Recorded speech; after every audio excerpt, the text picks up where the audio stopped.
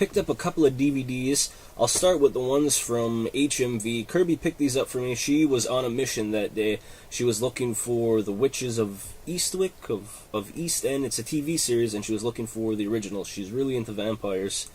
So she was looking for those movies. I saw a couple of DVD sets, and everything was, I don't know, like 50% off or something like that. Like each of them were like $9 or less. So I picked up South Park, the third season. Picked this one up mainly because it has the Chimpokemon episode. I always liked that one, and it's like kind of like a collectible in the video game that was on 360 and PS3. I picked up, these are my Ninja Turtles, and I still like them. I wanted to have this one. It's 6 episodes from season 1. So I didn't watch it yet, but I'm looking forward to this. This has got nostalgia written all over it. Little smiling Ninja Turtles. They were so happy and cartoony. And I picked up King of the Hill, Season 1. Like I said before in the previous video, I can't get enough of this show. I really like this one. So I picked those ones up. Kirby got her movies. On the way home, there's a new thrift shop in town, and this place is close. We were coming back, and it's like 9-10 minutes away walking distance. So we dropped off the car, we took the dog. I ran in, Kirby stayed outside with Harlem. I asked if they had any video games. She said nothing had come in yet, so I left my number with them. Gave them my phone number, and I added their group on Facebook. I said, just, message me anytime if games come in, which we'll talk about in a little bit. So that day, all they had were movies, DVDs, used DVDs, $2 each. I picked up a couple, and this way, like they saw, like, okay, he bought stuff off us. I was hoping that they would call me and let me know about games. So the first one I grabbed for Kirby, big vampire fan. I got her Innocent Blood. This is like, actually a pretty good story, like gangsters and vampires and all those, background characters, the lower characters, like anyone from like a gangster movie in the late 70s, early 80s. A lot of these guys are in here. Tom Savini does the special effects. It's a pretty cool movie. I like the visual effects, and they started to do a little special effects. Not the greatest. That's where you can tell how old this movie is, and the contacts kind of make them look like they're cross-eyed, but overall a pretty good flick. Next, I grabbed a good movie, probably one of my favorite comedies in like the last 10 or 15 years.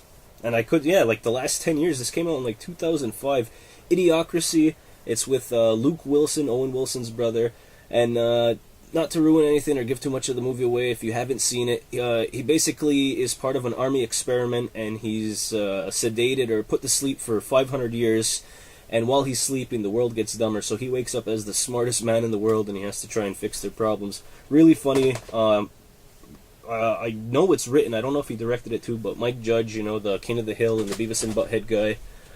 Next, always been a big fan of these. A Godzilla double feature. This one is versus Space Godzilla and versus Destroya. I've never seen versus Destroya, so I'm going to watch that one first, but versus Space Godzilla is an awesome one.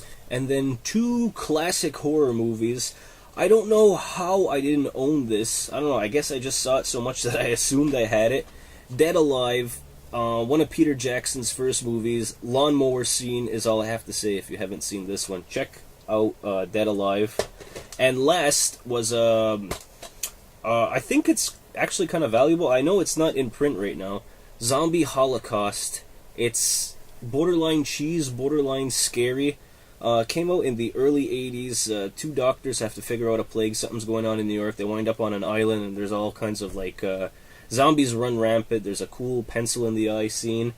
Actually, what I found cool, too, inside, there was the receipt. Somebody paid $29 for this from HMV in 2009. Picked it up for $2. Zombie Holocaust, pretty good. And those were my DVDs from that thrift shop. So in the middle of the week, I had a couple of extra bucks to play with. So my brother and I went to Microjou just to see if they had any new stock. They keep getting new games, but lately, even they have a hard time finding retro stuff. And I was talking to the manager. Even he has a hard time. Sometimes people will come in, and they're just expecting so much money for the games that they're bringing in. All of a sudden everything's retro and super rare, and people want so much money for random, easy to find common titles. So their retro stock hasn't been to their full potential lately. Anyway, I came and I looked around what they had, and there was a couple of things that caught my eye, and you know, they've always got good prices. So the first thing I grabbed on the PS1 was Chrono Cross, and I grabbed this one for $14 just because it was the greatest hits. If it was just the regular, I guess, black label, they were selling it for $29. Like, honestly, it's got the books, it's got all the discs inside of it. Other than a little bit of sticker residue and a small crack on the jewel case, like, this is in perfect condition. I can't see why people would pay like $15 more just to have the black cover. Like, honestly, the games are going to play the same. Like, there's no real difference. I don't know. I'm happy to have this one, though. Like, I really liked Chrono Trigger on the Super NES. I've never actually played this game. All I know from the back is that it says that it takes place 20 years later. It's still in the same universe, and hopefully we'll have some recurring characters, the ones that survived. Picked up 2 NES games for the collection. I don't have either of them, so grab them. One's a sports title, but 99 cents, and check out that cover. It's got a kid that looks like he's setting up for a free throw. Ultimate Basketball by Sammy Games. Know nothing about it. I'm going to have to try it. I don't remember ever seeing this one when I was a kid. Like, I have absolutely no recollection of that label. And also, $7, but, you know, it's in the box. It's complete. Win, lose, or draw. And the box is really nice. This is by High Tech Expressions. Everyone knows win, lose, or draw. You have an allotted time. You have to draw something, and your teammate has to guess what you're drawing. It says that it has over 500 picture puzzles, so I'm going to give this a try. Maybe play against Kirby, see how it goes. I actually think that this might be a fun game. You know, get a couple of drinks and have a few laughs. Then I picked up one Genesis cart loose for $4.99. As much as I love this series, I swear, guys, like, at least I thought that I had this game. I picked up the first Streets of Rage, and look at that awesomeness. Everyone's getting their butt whooped.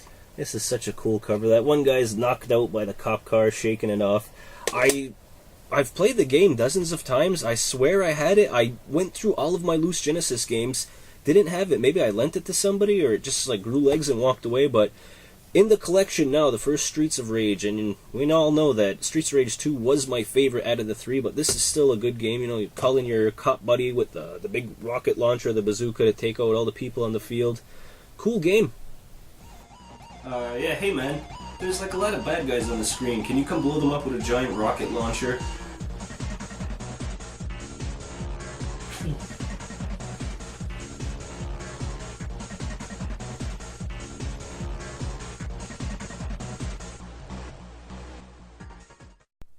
And the last of my pickups from Microju that day was the Mario Kart Wii steering wheel. This one is the red and blue one. Caught my eye right away, and it was in the bargain bin, so I picked this up for $4. So I had like a membership 10% discount on everything too. So you guys do the math. It's my week, and I'm not touching that stuff. But around $4 for this. You can't have enough steering wheels, and you know, it just makes you feel like you're really in the game.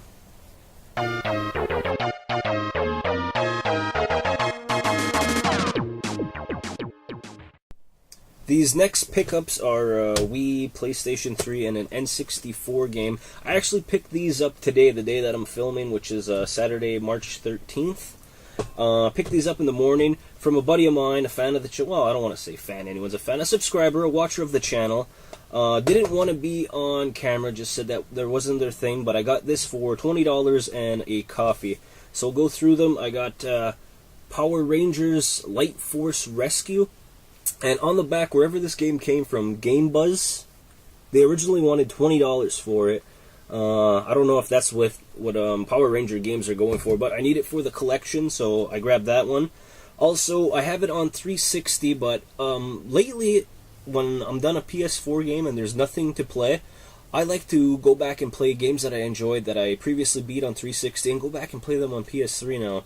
So, you know, like, not too much of an achievement whore or trophy whore, but, you know, it's still fun to collect them, and if it's a fun game, like this is a fun shooter, you get to transform too. Like, I grew up on the Transformers back in the 80s. Anyway, this is Transformers, what was it? War for Cybertron on the PS3.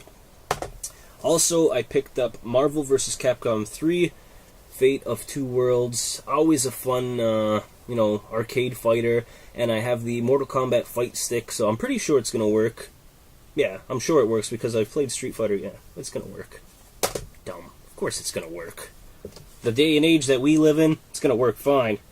Then this one kind of got tossed in. I have it for 360, but never really got through all of it. Kind of got bored right away. In my opinion, the first one on N64 was the best, but I took his Torok. When he first bought it, he got it out of one of those cheap bins for $9.99, and then he told me sadly that he saw it for like $1.99 now in some cheap bins, but you know, it was a throw-in, I took it. And last was Tomb Raider Underworld on the Wii. I don't know, lately I've been enjoying playing the Wii again. Not like that it's super old, but I just like playing the Wii again, and Tomb Raider games, I'm getting into them now. Said it before, I wasn't into them for the longest time, and then the remake sparked an interest, and I got back into it. Plus, that's a pretty good cover too. You know what they're selling. So I get home from work on Thursday. It was after supper. Just wasting a couple of minutes looking around on Facebook, scrolling through, and I see a picture of a bunch of video games, and it was at New Beginnings thrift shop. So I was like, hey, they got video games now. Then I also thought, I'm like, hey, but she didn't message me. She didn't let me know. So I liked the picture, and the caption said that games will be available tomorrow after 12. So I was like, oh, well, maybe I'll go take a look anyway, because the games were $2 each. And, I was about to, like, double-click the app to close it on my phone. And for some reason, like, I just swiped down a little more, and I saw an incredible picture. I saw an Atari, complete in box, the 2600, and it says, at New Beginnings tomorrow after lunch. And there was, like, 15 comments, and there was, like, 30 likes. So I was like, oh my gosh, I'm never gonna get this. So I just, I found out that they were $2 each, the games, sorry, because I commented on asking how much are the games, and she's like, oh, hey, hello, $2 each. So, I'm getting ready for bed now. It's about 10:30, and I hear my phone go off. There's a ding, and it's New Beginnings. They messaged me, and she says, hey, I saw that you liked the photos, and she said, it's just been so hectic today, I've been meaning to get in touch with you. We have yada yada yada 360 games, and we have the Atari in the box. So I asked, what are you guys looking for? And she said $40. So I was like, $40? I'm like, is it first come, first served? Because I know there's a lot of likes on it, and people said that they were going to come in to buy it tomorrow. Or can you put it on the side for me? I said, I'll be in at 12:15. As soon as my lunch break starts, I'll come and pick it up. And she said, yes, she'll hold it for me. So we'll go through the games first, and then we'll look at the Atari. Now, like I said before, it's last generation now, so PS3 and Xbox games, Xbox 360 games, I don't want to spend more than $5 on. So at $2 each, I thought these were all good titles to pick up. Some of them that I was never going to buy for retail value, but for $2, I'm taking a chance on them. So first is Pirates of the Caribbean. It's or Caribbean, however you want to pronounce it. It's a Disney game. Everything's in there. They're asking $2, so I picked this guy up. This one I always wanted to try, but it seemed kiddish, and I never wanted to spend $30 or $40 on it. But for $2, of course I'm gonna buy it. This is Spider-Man: Friend or Foe. Next, I went a long time in my gaming life not liking racing games, but in the last couple of years I'm really enjoying them. So I grabbed Baja Edge of Control, in the Baja Desert, racing steep cliffs it says, and go online. It says over 100,000 miles of massive unforgettable environment, so that's pretty cool. Check that one out. This one had a $5 sticker on it, you can see, but again, I only paid $2 each for each game. A triple pack. This looks like one of the old school pack-ins. I never got any of these because I got into 360 a little late. Geometry Wars 2, Lumines Live, and Bomberman Live. Pretty cool. And then this is the first game that I saw out of the stack on the Facebook picture that I wanted. The gaming historian, Norman I think his name is, just talked about Sonic the Hedgehog and mentioned this racing game, Sonic All-Star Karts, and he talked it up. He made it sound really good, how it was a really great racing game, and it was actually like as good as Mario Kart. So this is the one that I really wanted to play, and I'm gonna try. I'm probably playing it while you're watching this video, honestly. But this is gonna get me back into 360 for a while. Again, like I said, I like racing games now. So Need for Speed Undercover. This is the Greatest Hits Grey.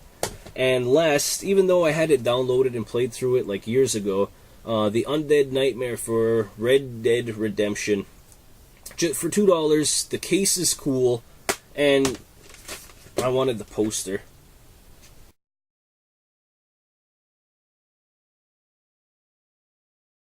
Like, I would have bought this poster, and essentially I did buy this poster for $2. So I saw it, I pulled it out, and it had the poster in it, so I picked it up, I threw it on the pile. So those were the 360 games that I picked up from the thrift store, and now on to the goodie. So now you gotta keep in mind, guys, the box has seen better days, but it's still got its four corners, you know, a little bit of tape on the side, but to have the Atari video computer system, the 2600, this, again, was the first system that I used to play. This is my dad's system before I got my Nintendo. So it was really cool to have it in the box, and I haven't shown him yet. I'll have to invite my mom and dad over for coffee one of these days and show them the box. So this was the box, this was the picture that I saw. And this one had the Woody style, the wood-grained Atari 2600 in it. So now I have the two Atari 2600 Junior variant, the two different labels that it has. I have the Vader and I have the Woody now. You know, I didn't start out collecting saying I'm going to have each of those 2600s, but now that I do, it's pretty cool, and especially when the big game room is made, it's going to look great on a shelf. So I got those, all the controllers.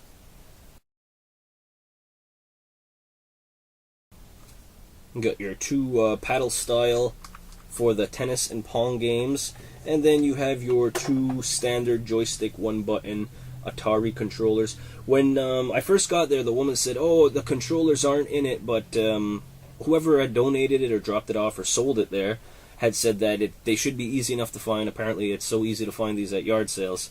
Anyway, when I opened up the box, though, they were in there, so I guess she didn't even go through everything. Came with all the wires. It's got the switcher box with the old school forks for the old television.